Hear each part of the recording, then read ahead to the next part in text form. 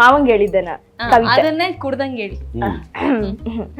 ಓ ನನ್ನ ಮೀಸೆ ಮಾವ, ವಾ ವಾ ವಾ ವಾ ನಿನ್ ಮೇಲಿಟ್ಟಿ ನನ್ ಜೀವ, ನೀವು ಅಂದ್ರ ಅಕ್ಕನಿ ನಿನ್ ಮಕ್ಳಿಗ್ ನಾ ಅವ್ವ, ಬಾಯಿ ಬ್ರಿಷರ್ ಹೋಗು ಗೋವಾ. ಏನ್ ಮಾಡ್ತಾರೆ? ದೇವ್ರನ್ನ ಇದು ಕುಡ್ದಂಗಿತ್ತ ಬೆಳಿಗ್ಗೆ ತಾನೇ ಎದ್ದು ಆ ಮುಖ